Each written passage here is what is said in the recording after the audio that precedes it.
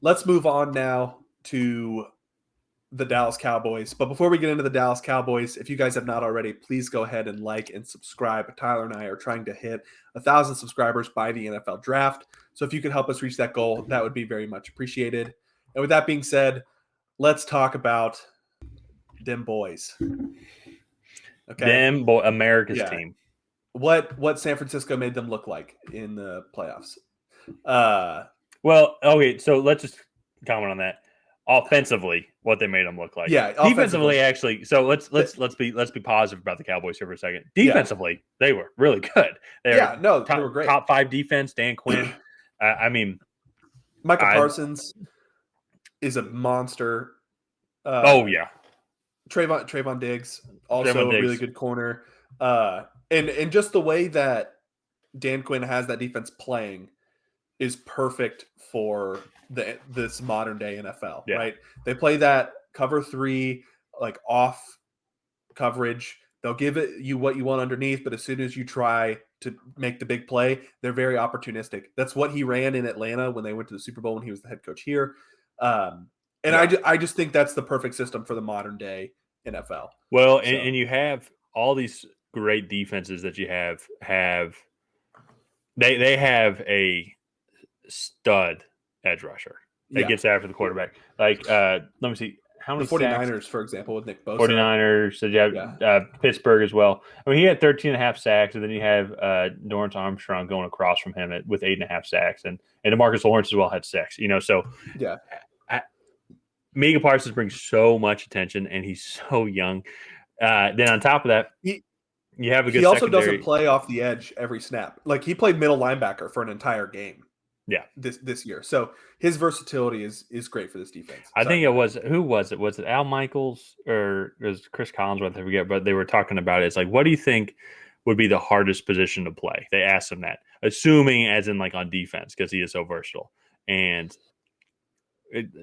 Micah Parsons is like, I think quarterback would be pretty tough. I think quarterback would be tough to play.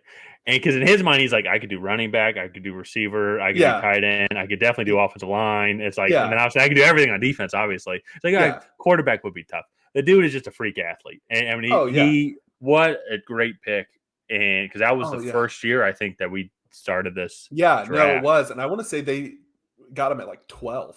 I think they traded back for him because I think the Eagles traded up for Devontae Smith. Yeah, then which was also a great pick as well. Yeah. Geez, we're gonna go if you look at that Eagles defense with Micah Parsons, that'd be pretty scary. God, that'd be scary. Anyways, we're gonna look back at that draft and just how loaded it was. Oh yeah, and we knew it was loaded when we were doing it. Anyways, we got. And Zach Wilson was taking at number 2. So. Yeah. I guess that's fitting considering he's shit. But yeah, that's true. But anyways, though, defensively, I think that they are in a great spot. I mean, with Dan Quinn there, they did lose Kellen Moore as their offensive coordinator. It's actually one I didn't realize that when we did our Chargers video. Totally forgot that he moved over there. I'm very curious how that is going to be for this offense. I think that leaves Mike McCarthy as the main play. Mike McCarthy's the guy calling the shots. He's the guy calling the shots. If you've watched this channel for any bit of time when we've talked about the Cowboys, we cannot help but point out that we think Mike McCarthy is the worst head coach in the NFL. Yeah. Personally, his clock management, I'm not sure about his actual play calling because he was relying on Kellen Moore for most of the play calling the last couple seasons. His clock management is very poor. Some of his just decisions as a whole, I think, is also very poor. Even after they made the playoffs last year, there was people calling for his head. Yeah. Well, because even so last year with the 49ers game, they lost that game because of horrible clock management. Yeah. And then this year they did lose the game because the offense, because they just could not score at all. Dak Prescott had a horrible game, but it just overall, they just could not figure out how to stop. And that's a tough ask, is like to figure out how to beat that 49ers defense. It's only the best defense in football. It's only the best defense in the league. So yes. However, though, they did not look like the high-powered offense that they were all season, that they were against the Bucs. And the biggest thing was for me, I know they got, I think, a decent haul back for Amari Cooper, but that was probably the biggest thing I noticed on the offense that they lost is they did not have a number 2. Michael Gallup was coming back from the ACL injury, and he was not himself. Noah Brown didn't really he was good for what he was, but it was CeeDee Lamb or bust really. Yeah, and that I think they're going to need to add an additional weapon as well for that offense if they wanted to take the next step. No, I agree. And that's, I think at 26, I think that offensive line is in a good spot. That defense is definitely in a good spot, especially with Dan Quinn returning, most likely, unless there's a late head coach signing somewhere. So no, Dan Quinn's bad. Yeah. Well, everybody thought Josh McDaniels would be back with the Patriots last year, and then he ended up taking the Raiders job. So I think all the other jobs are taken by now, though. No, that's again, like I said, unless there's an unexpected hiring. Okay. But that defense, I think, is set. I think right now they're just trying to build this offense to be as high-powered as possible. And then maybe, if they get lucky, adding a second corner opposite Trayvon Diggs, maybe getting a safety. If Brian Branch somehow makes it to 26, which I don't think will happen, I think that this would be a great system for him because Dan Quinn loves to move his safeties around and he can play everywhere. So that would be crazy. I think that would be stupid. I think that would be a great fit. The guy that I actually really like is Josh Downs or Zay Flowers in this offense. I think getting an elite speed guy, I think you have Michael Gallup, who's a little bit more of a traditional X, kind of replacing what Amari Cooper was for them for the trade. You have CeeDee Lamb, who's a little bit more of a Z. He's the guy you're going to send in motion, try to get the ball in his hands so he can create after the catch. And then I think Josh Downs, Zay Flowers is your slot. And to me, another thing that Dalton Schultz is probably their biggest free agent, if not their clear biggest free agent. There he is. He's not coming back.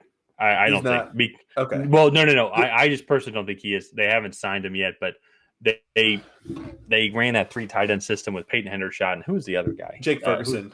Jake Ferguson, who were both rookies, and actually both of those guys played very well. So I think maybe they have. This is a really deep tight end class, and they have a litany of picks that I'll talk about in a second. But I think doing that, Zeke is not going to be there next year, most likely.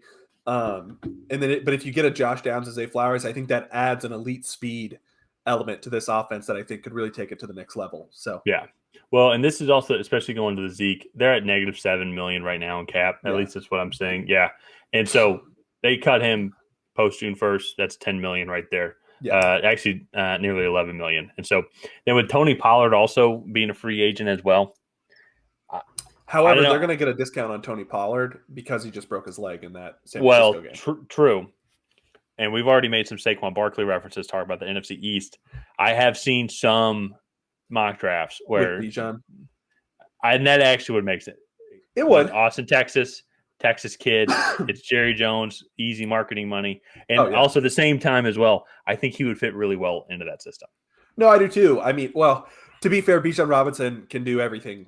So I think he would fit really well in just about any system. True. It's fair.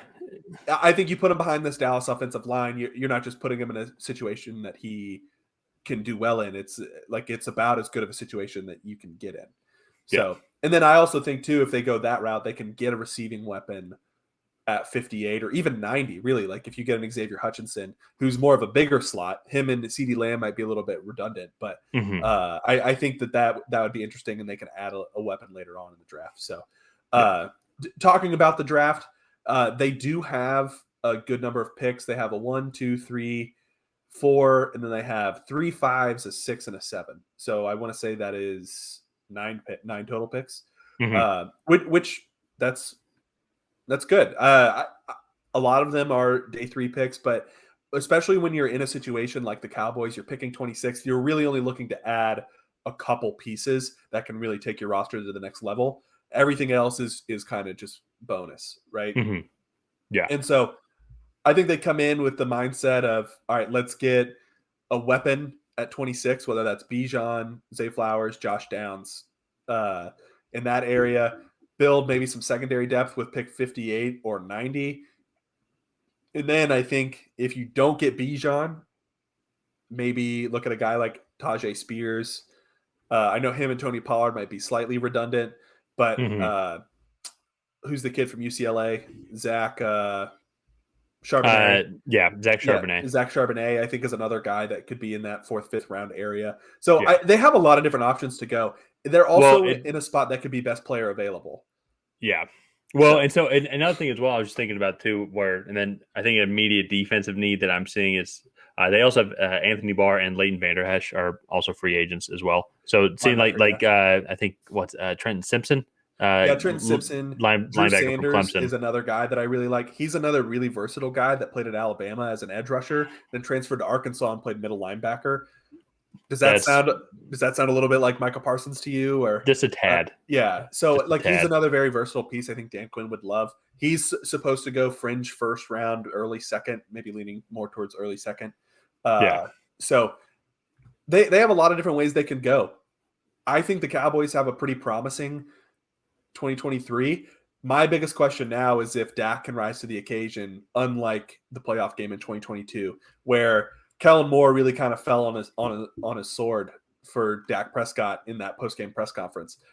To me, I think that's the biggest question mark, especially after Dak gets that 4-year, $160 million contract. So, we'll wrap it up there. Yeah.